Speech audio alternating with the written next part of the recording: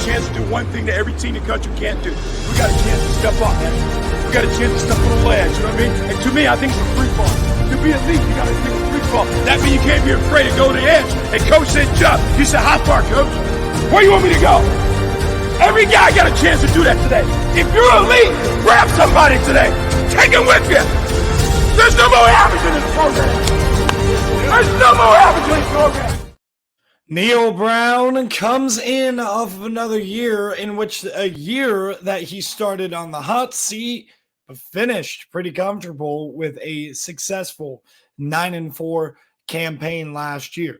Hi, everybody. I am Colin Bashing, your host here at Bash's College Football Show. You can find me on Bash's CFB Show on TikTok. And you can find all my links to my social medias down in the description along with that TikTok. If you want a little bit more interaction, it goes there. You can also comment down below and recommend the team. Tell me how you think West Virginia is going to do. And you can like the video if you like what I'm doing over here. And you can also subscribe. I would really appreciate it if you guys did that. Our subscriber count keeps on going up and up, and I appreciate every single one of you new members to the community that I'm trying to build over here. So we'll try to develop that community over time as it grows. Hopefully it continues to grow as we continue on covering college football and having debates and discussions about college football. Active comment section, specifically in the Arizona video, but overall active comment sections this year, a lot more active than it was last year.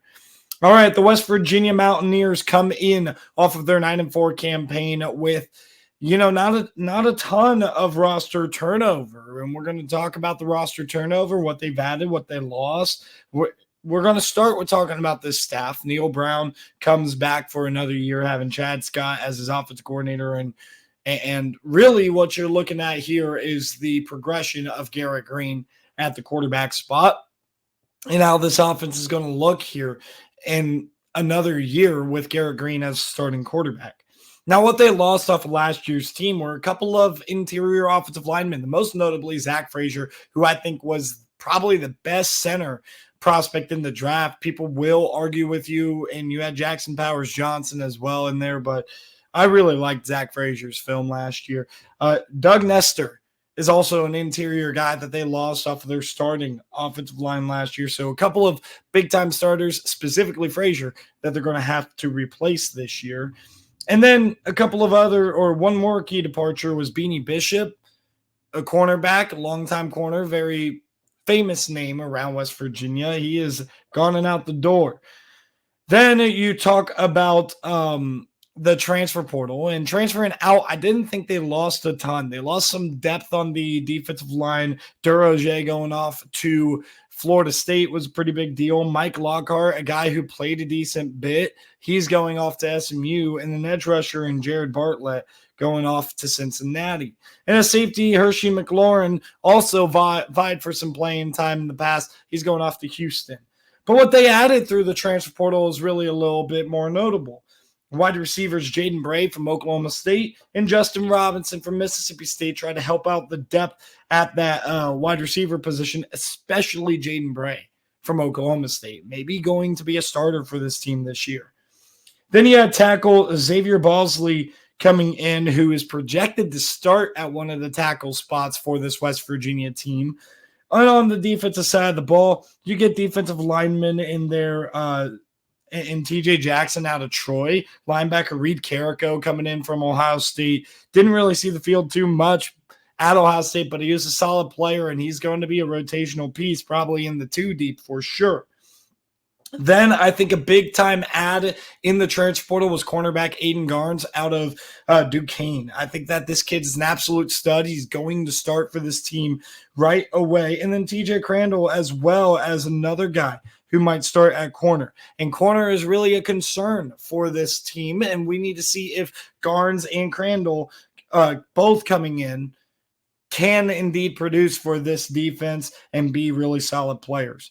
Also, a guy on defense I want to highlight that they added in the offseason that will be in the 2 deep is Zay Jennings, the freshman DB. He's probably going to be like a nickel back type of, he's a big kid, but athletic. We'll see how it works out, though. I'm familiar with him being an Ohio kid from kind of my neck of the woods a little bit, from Winton Woods, I believe, right? Yeah.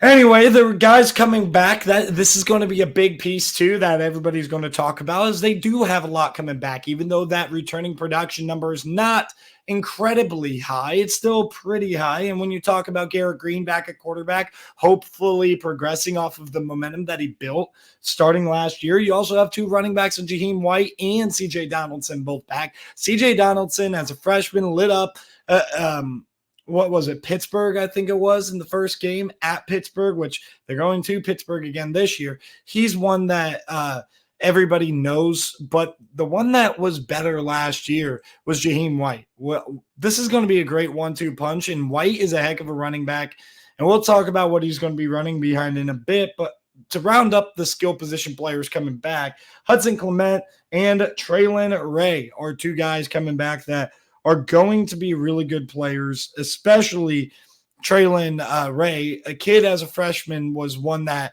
everybody really got excited about around West Virginia, and he's expected to take a massive, massive jump here in year 2 in the program. Tight end Cole Taylor as well comes back as a notable add for this squad, and I'm very interested to see how he's going to be able to make his impact on this offense. Brandon Yates is probably going to start at center with guard Thomas Rimac coming back. And finally, the tackle Wyatt Millam. They're all back on the offensive line. So even though they lost those two key pieces, they're getting a couple of guys back, and that's a big deal. And I already talked about Balsley, who's the transfer from Jacksonville State, who's going to start at one of the tackle spots.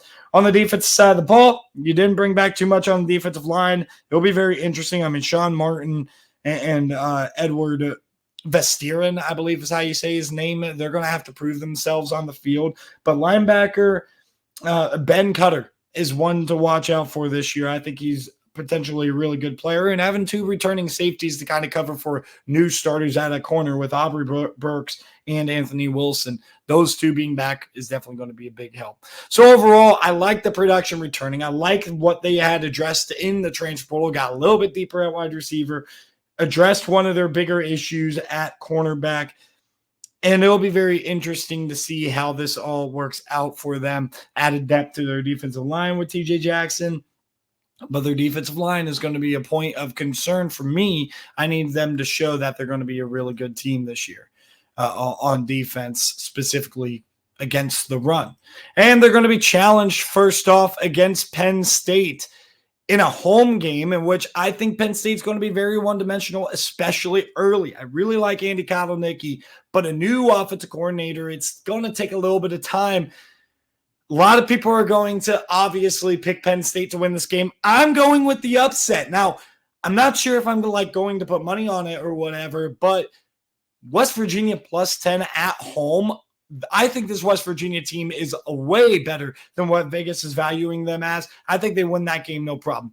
Albany had a good season last year, but with their quarterback out the door, they're not going to be the same type of team at all this year. So I think this is going to be a pretty easy win for West Virginia.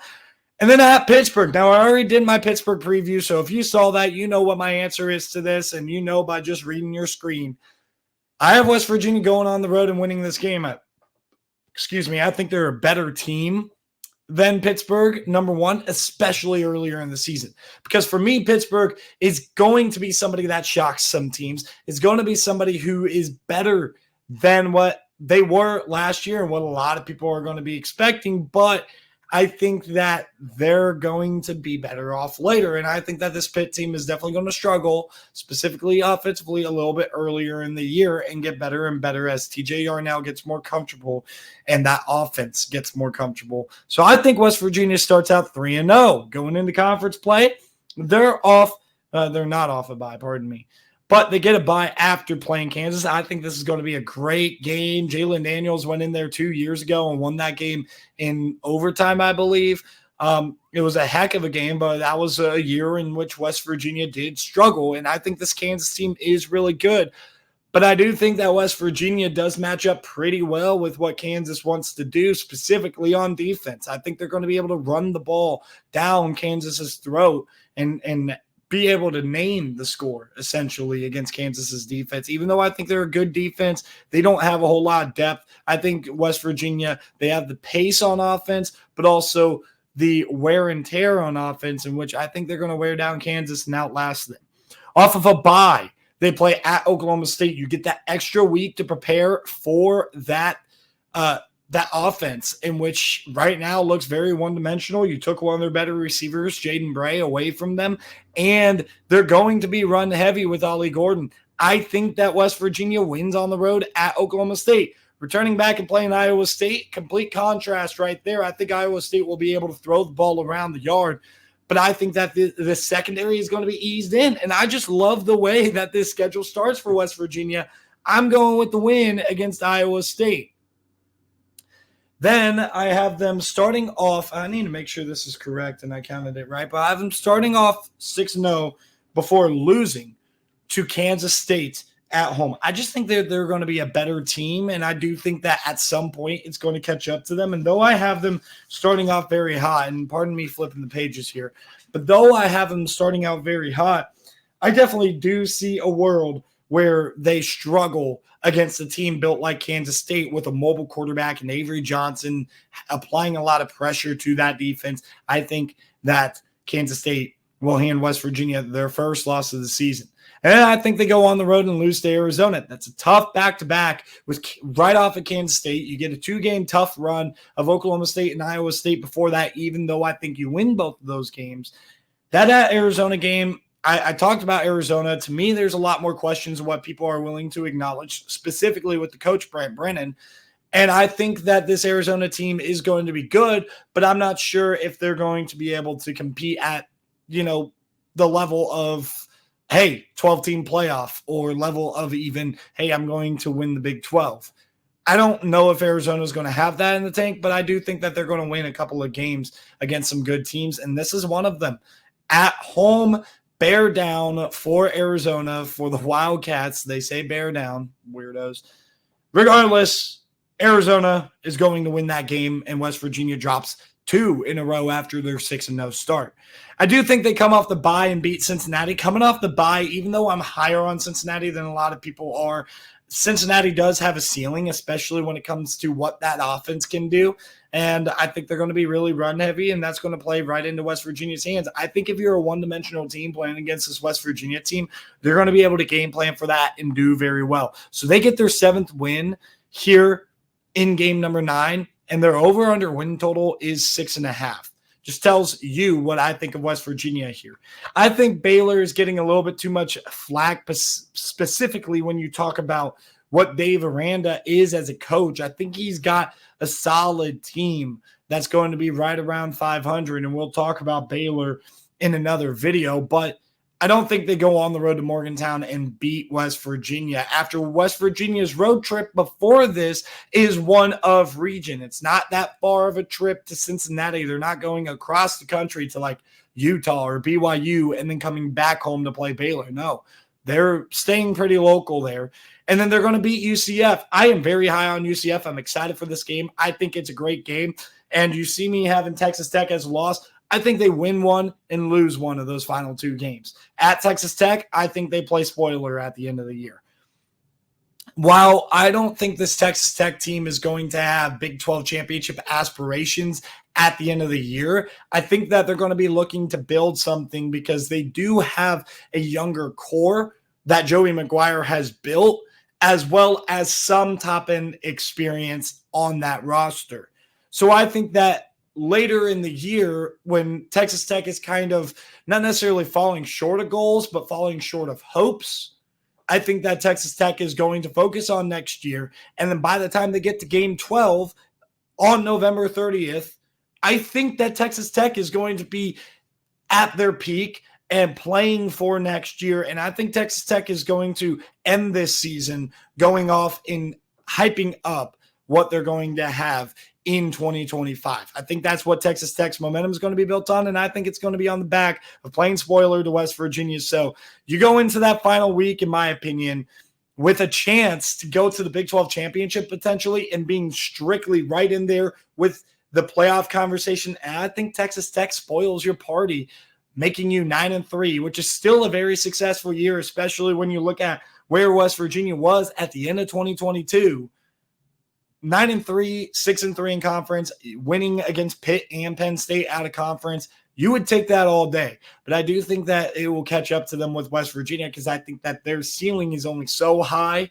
And at the end of the day, I think this is going to probably, though I have not worked out the standings yet, I'm doing that when I do figure out all these schedule predictions. I'm wanting it to kind of be a surprise. This may not be good enough and probably won't be good enough to make the Big 12 championship. Maybe they will. Maybe 6-3 is good enough and they cannibalize each other and you get a cluster of 6-3 and 5-4 teams, kind of like you had last year. But for the most part, I think somebody's probably going to emerge 7-2, 8-1, or 9-0 even. And West Virginia is probably going to miss out on the Big 12 championship, which means they're probably going to miss out on the 12-team playoff. But thank you guys for tuning in. I really appreciate it. Make sure you like and subscribe. As I said earlier, that's the end of this video, and I'll see you guys next time.